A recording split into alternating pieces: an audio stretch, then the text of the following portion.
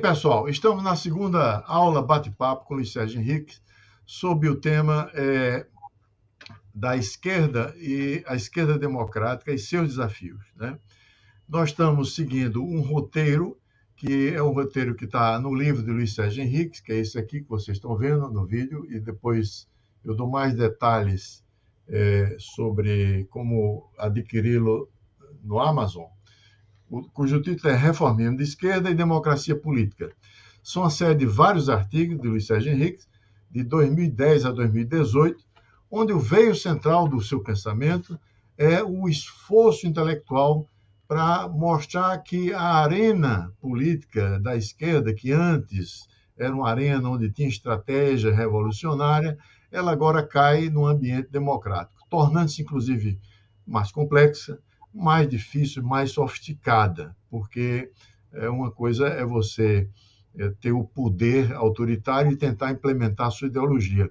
A outra coisa é você ter o poder democrático e onde ele está aberto à crítica, está aberto à diversidade de pensamento. E mesmo assim você batalhar pelas suas causas, né? E nesse primeiro bloco, Luiz Sérgio condensa 5 artigos no tema, que é um tema bastante interessante, que ele chama Que Esquerda é Essa? Né? E aí ele abre esses artigos com a questão de Cuba, onde o título é Havana não é só de Fidel, e aí ele começa a falar das damas de branco. Só para um rápido esclarecimento, a Revolução Cubana nos anos 50 foi um raio luminoso revolucionário que animou os espíritos de toda a esquerda da América Latina, onde se imaginava que, através da Revolução, iríamos destruir as estruturas opressoras, as desigualdades, a estrutura geradora de pobreza secular, né?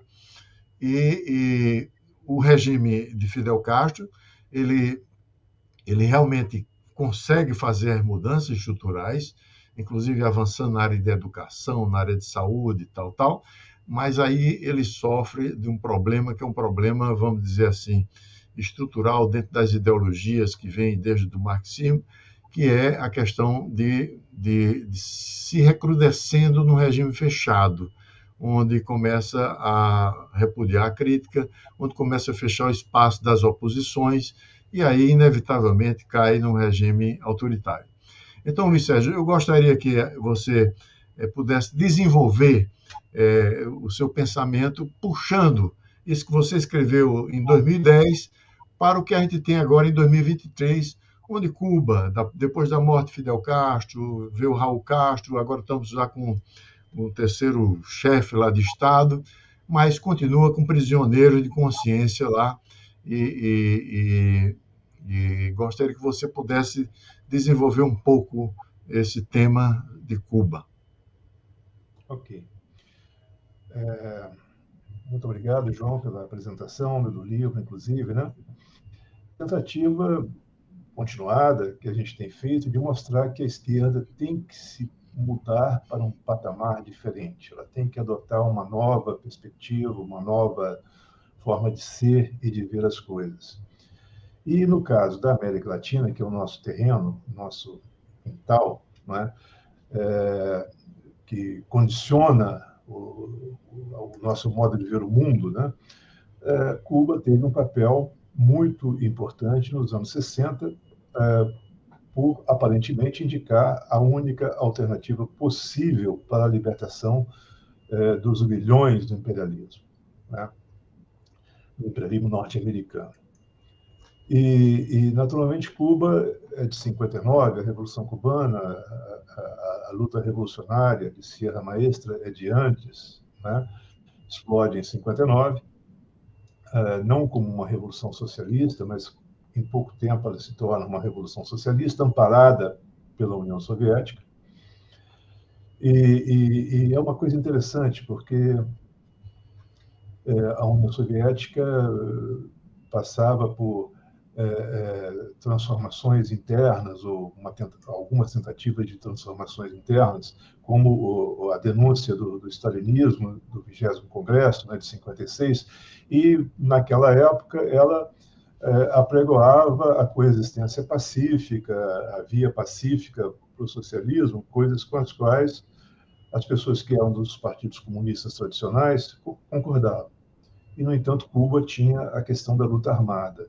Então, há uma ambivalência soviética, né, ao mesmo tempo em que ela patrocinava Cuba, talvez uma chave anti-chinesa, né, para mostrar que não tinha se paralisado no tempo, ao mesmo tempo em que ela apoiava Cuba e a sua tentativa de revolucionarizar a América Latina, a União Soviética tinha a proposta com a qual, basicamente, eu concordava, da coexistência pacífica e da via pacífica para o socialismo, como se dizia então.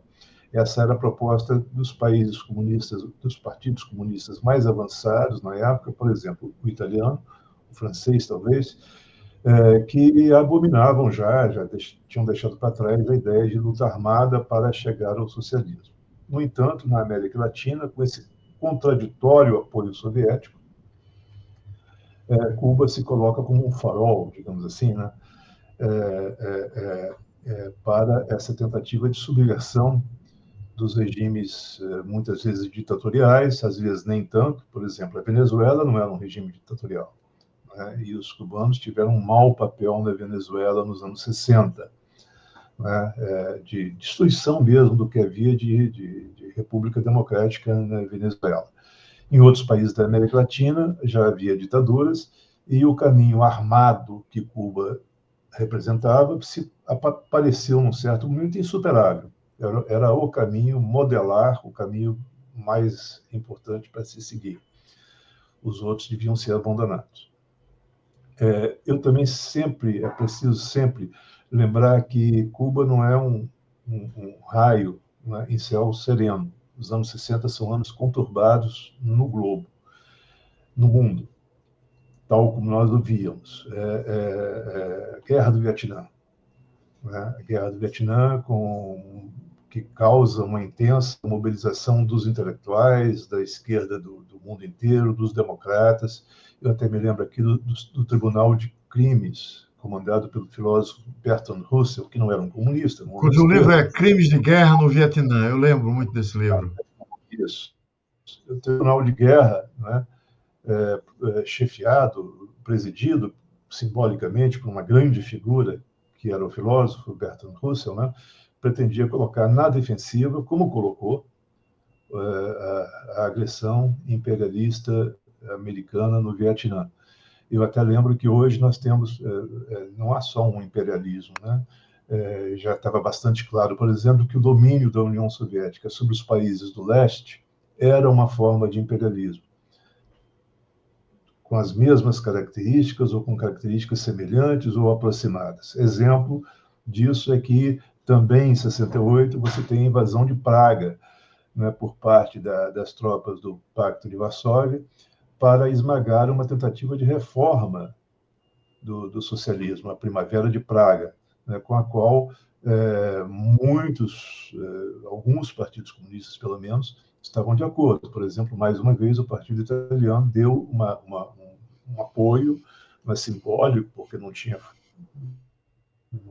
como de outra forma, deu um apoio simbólico àqueles que tentavam aquilo que se chamava de socialismo com rosto humano.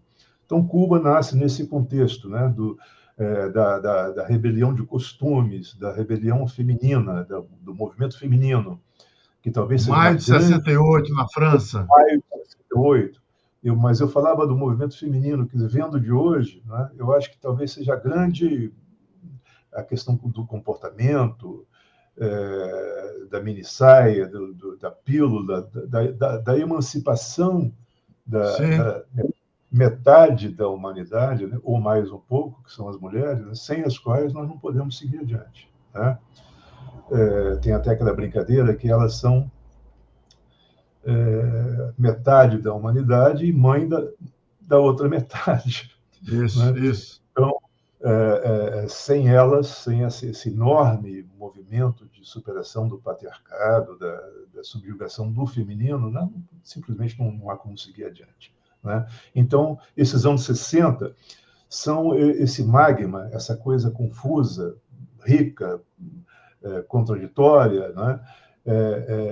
Que explicam muita coisa que irá acontecer depois. Cuba está nesse cadinho, não é?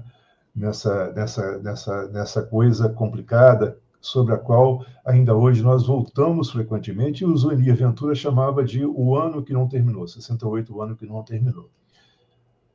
Eu chamo a atenção para um aspecto: nós fomos muito afetados. Aqui, o Brasil já tinha um regime militar, uma ditadura, estávamos às vésperas do AI-5, pior período da ditadura, e um pouco antes, em Cuba, teve a OLAS, Organização Latino-Americana de Solidariedade, que juntou dezenas de organizações revolucionárias de esquerda que aderiram à luta armada. No caso do Brasil, o mais famoso, a figura política que tinha lastro na história da esquerda, Marighella, todos nós sabemos disso, Carlos Marighella, e o seu desafio heróico e quixotesco à ditadura militar através de meios militares. Eu lembro também um outro personagem que é o Francisco Julião. Ele tinha uma relação com Fidel Castro, né? Que foi o líder das ligas camponesas e tal, onde a revolução sairia pelo campo organizado e tal. Também Exatamente. pega essa onda aí, né? Exatamente. São muitas figuras. É interessante porque o impacto da Revolução Cubana, nas artes, né? Figuras afastadas do comunismo fizeram. Eu conheço poetas aí que fizeram poemas para o Guevara morto, como aproximando-o da figura de Cristo, né? Aquela foto famosa, né? Do Corda. Eu não me refiro só, por exemplo, a um poeta, um grande poeta como Capinã, né? Do Soy Louco por Ti América, né? Sim. Uma canção popular, mas não é só isso, é muita coisa na música popular, na pintura, na gravura, na fotografia, na poesia, no romance, né? Então, Cuba se ergue como um farol, né? Um caminho, o caminho para a libertação da América Latina. Bom, eu tenho a impressão que, na mesma época, né, é um depoimento pessoal que eu dou aqui. Eu era muito rapazinho e tal, e começam a ser publicados alguns livros do Gramsci, no Brasil. Traduções conhecidas, as primeiras traduções do Gazaneu, Luiz Mário Gazaneu, do Carlos Elcio Coutinho, do Leandro Conde, que eram homens ligados ao Partido Comunista Brasileiro. Eu, menino aqui do interior, pego alguns livros do Gramsci, um livro em particular, no qual ele fala em Ocidente e Oriente. Isso é marcante para mim, né?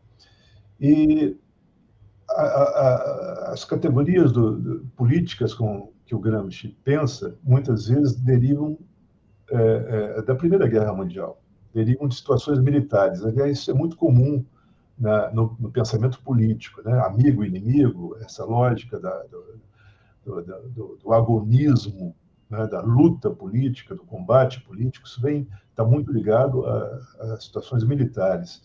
E eu me lembro que o Gramsci falava de uma coisa relativa à Primeira Guerra Mundial, que está hoje atualizada na Ucrânia, na invasão da Ucrânia pela Rússia, né? Não pela União Soviética, que é a guerra de trincheira, a guerra de atrito, né?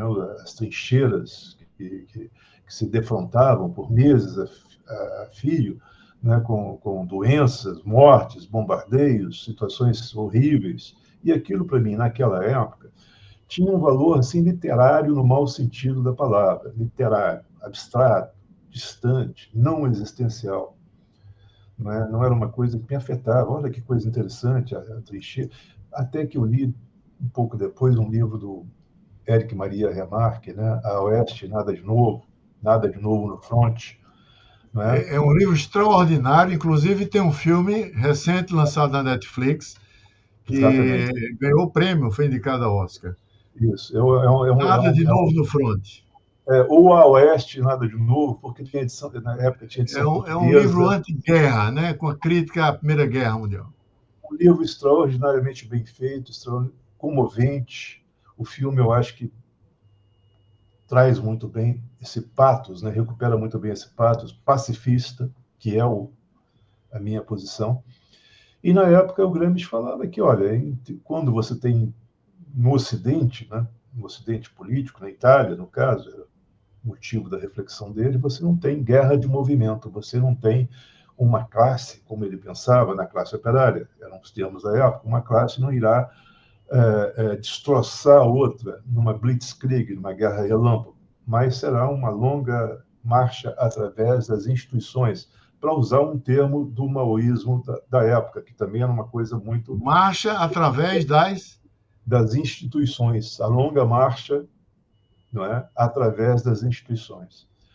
Muito bem, aquilo me marcou e eu achava que o caminho cubano podia ser heróico, podia ser valente em termos pessoais, mas que aquilo poderia ser um sinal também de vida curta, podia ter uma vida curta, um fôlego curto. Eu até, digamos, por várias razões. Primeiro, a situação de Cuba, como você sabe muito bem, ela logo se deteriora pela falta de liberdade, pela questão do partido-Estado. Essa é uma contradição em termos. Como é que um partido é Estado? O partido é parte, é uma porção, é um fragmento, não é o todo. Não é possível ser o todo, é uma contradição em termos, né? Eu até lembro que também nessa mesma época, anos 70, por volta disso, grandes desilusões já acontecem e são explicitadas. Há um caso que periodicamente volta à tona e que não deve ser esquecido, porque se tratava de um grande poeta, o Herbert Padilha, né? Que ele logo publica um livro, é perseguido, é preso, é obrigado a fazer uma autocrítica, evidentemente, que é uma farsante, farsesca, é obrigado a fazer uma autocrítica, e aquilo teve uma grande visibilidade naquela época.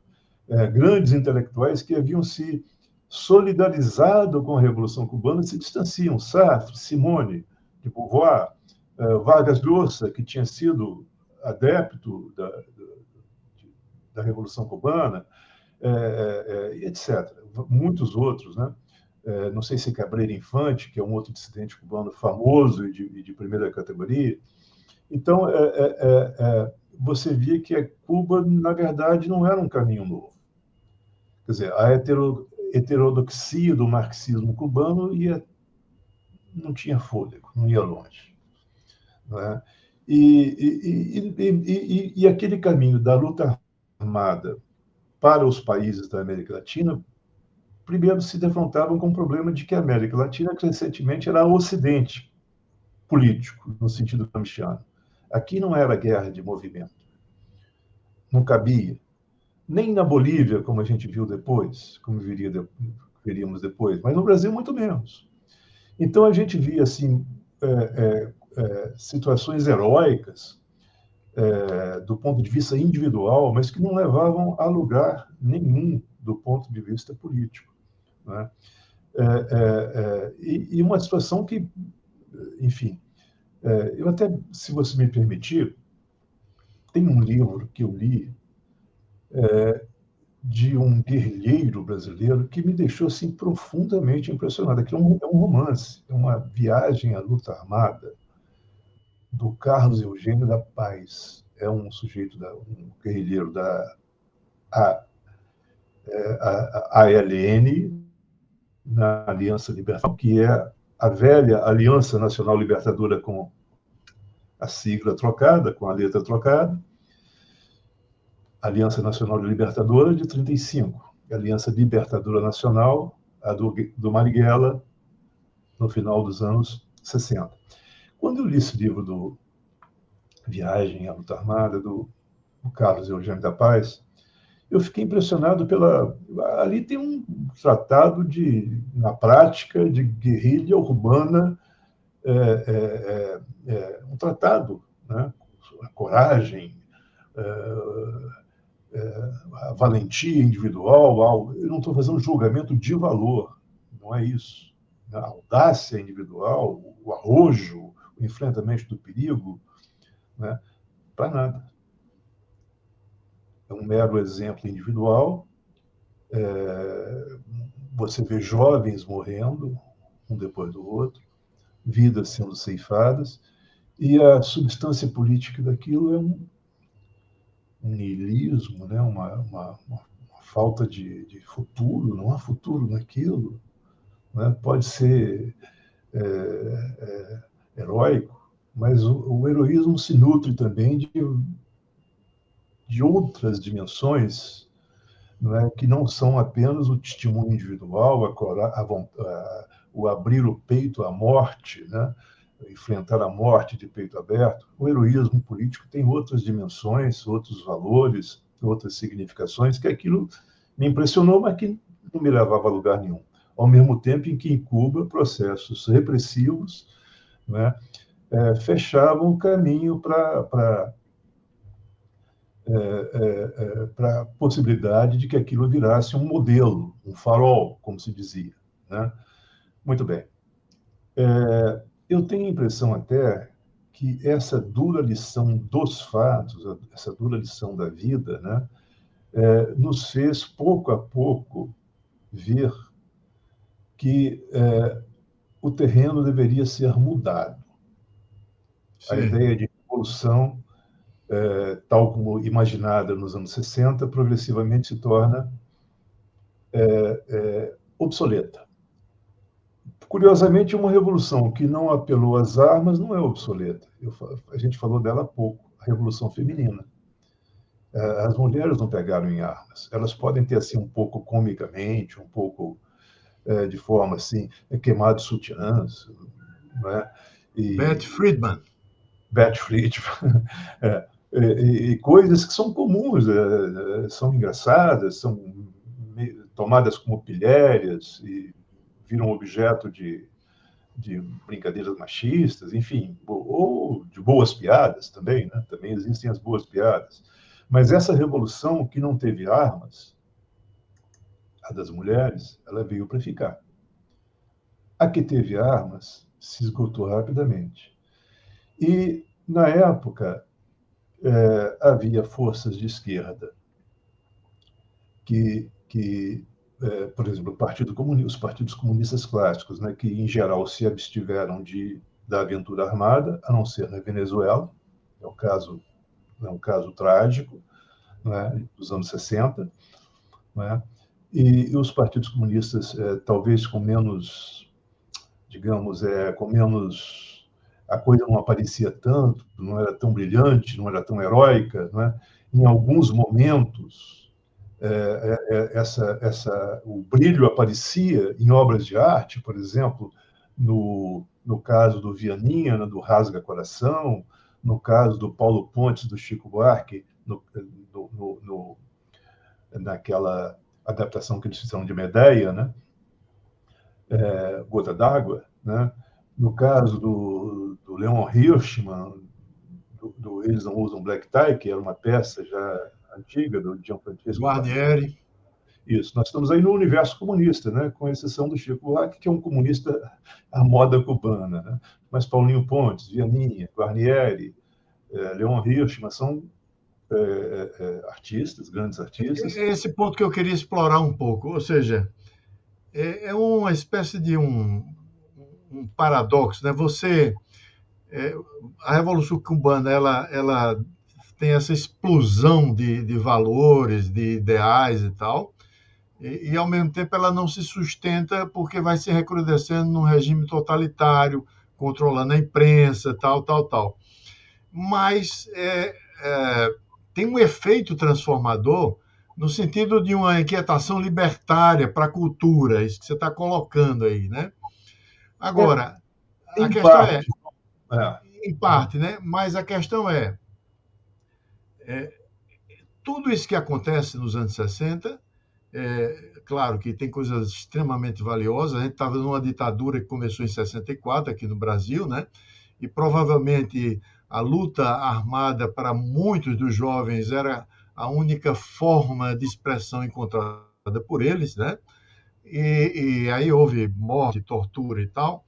Mas o que eu queria chegar é o seguinte: o, o saldo de tudo isso, ou seja, o que é que fica, né, como um saldo onde a gente pode aproveitar no sentido de dizer, olha, com o fim do regime soviético e com o fim de todas essas experiências que durante décadas e décadas alimentou uma intelectualidade que queria uma transformação revolucionária.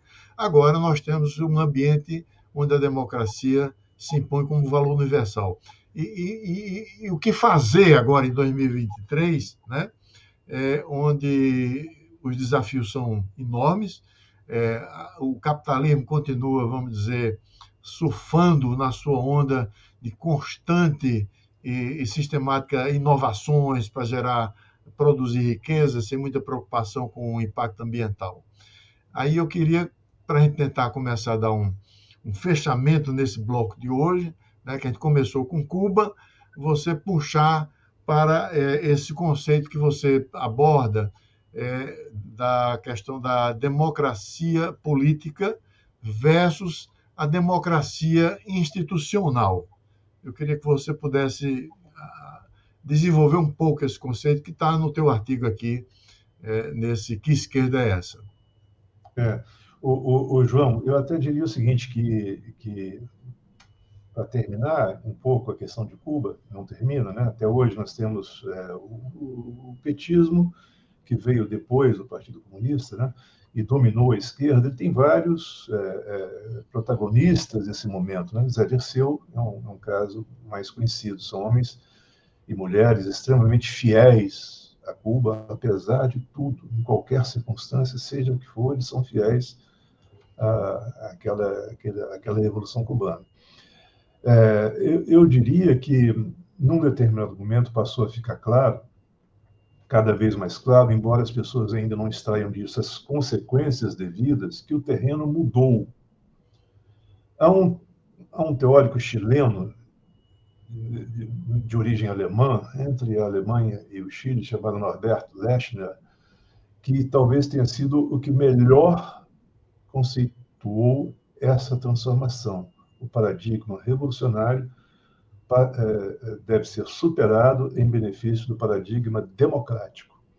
Quer dizer, o nosso problema não é a revolução hoje, o nosso problema é a democracia política. A democracia política ela tem muito esforço da esquerda, no sentido geral, global, ao longo de séculos já. Quer dizer, o que custou em termos de sacrifício, luta, movimento social, mobilização, mortes, né? O que custou a conquista do sufrágio universal? A ideia de que cada pessoa, cada homem, cada mulher, porque as mulheres não votavam até algumas décadas atrás, cada pessoa, né, tem direito a um voto. Isso é de um sentido revolucionário profundo, né? É muito importante. As eleições como meio de legitimação, né? A ideia de que os partidos políticos, vou dar um exemplo, os primeiros partidos políticos de massa que houve são os partidos social-democratas no final do século XIX. Isso aí muda a esfera pública de uma forma radical. Havia partidos antes, claro, desde a Revolução Francesa, há correntes de pensamento, há liberais, há conservadores, mas a emergência dos partidos socialistas, né, no tempo de vida de Marx, né, principalmente que vive um pouco mais, a emergência dos partidos social-democratas é um fato de extraordinária relevância para a ascensão das massas, a explosão dos limites liberais e a criação de instituições cada vez mais ricas, mais abrangentes, não é?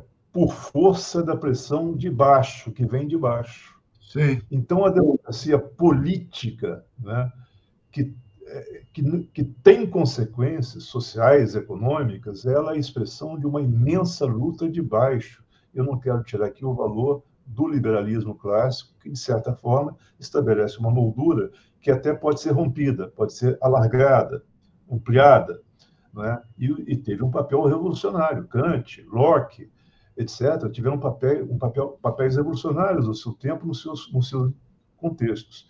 Então, eu diria que, tentando fechar um pouco com a questão de Cuba, a figura icônica do Che Guevara, né,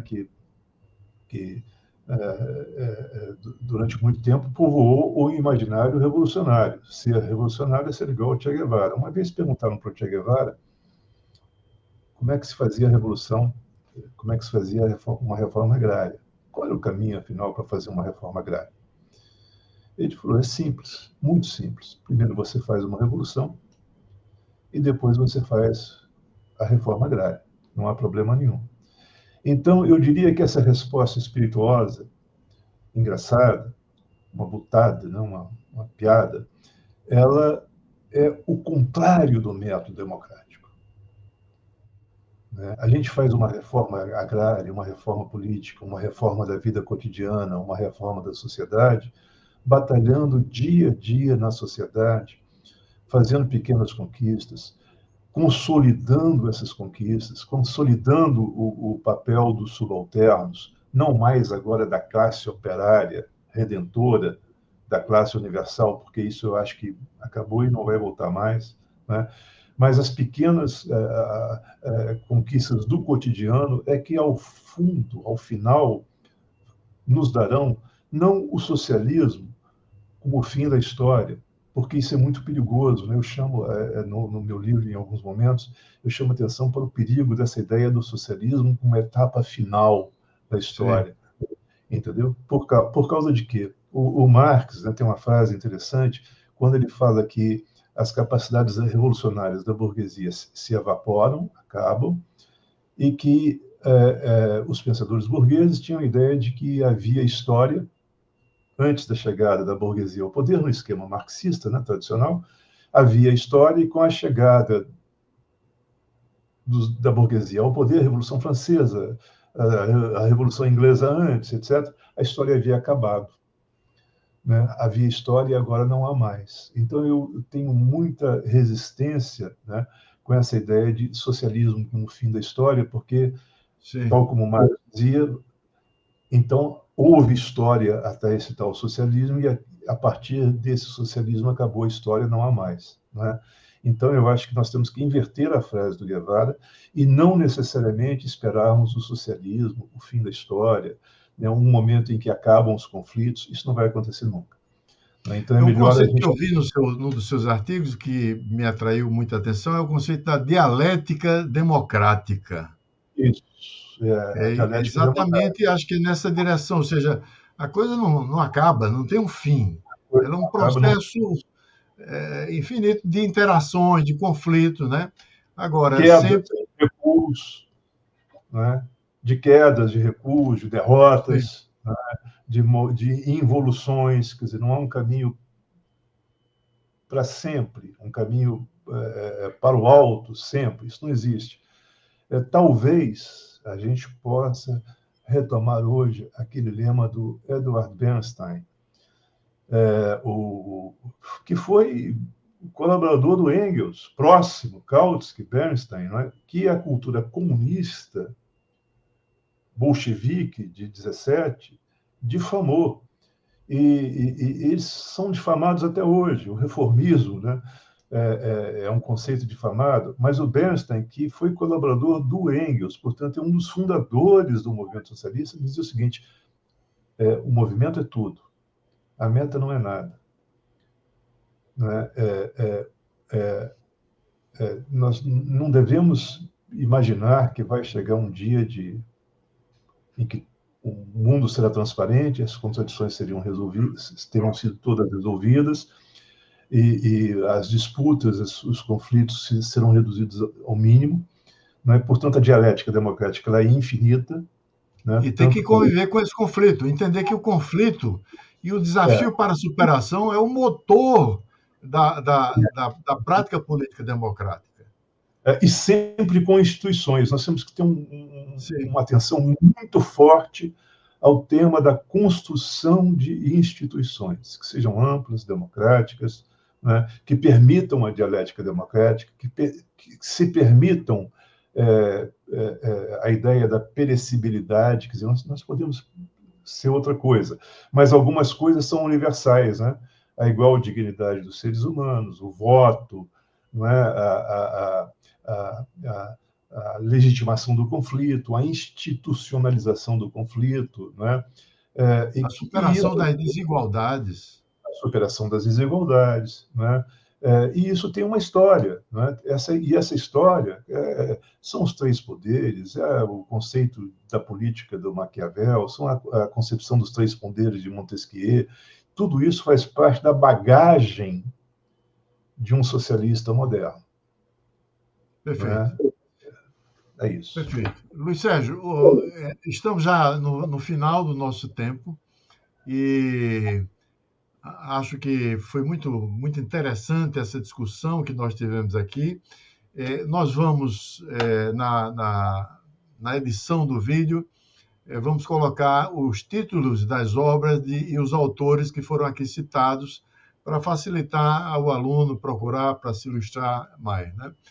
Então, eu queria agradecer a você que assistiu essa aula, convidar você a seguir adiante nossa aula bate-papo, que é uma forma de transmitir um conhecimento sem ter necessariamente aquela linguagem acadêmica fechada, é uma linguagem aberta, onde, inclusive, temos nossas incertezas, inquietações que nos movem diante de todo esse grande desafio, que é pensar qual o papel da esquerda democrática no século XXI. Okay? Então, eu agradeço a Luiz Sérgio Henriques e agradeço a você que acabou de assistir essa aula, convidando a você para nosso próximo encontro. Um abraço e até lá. Até mais. Obrigado.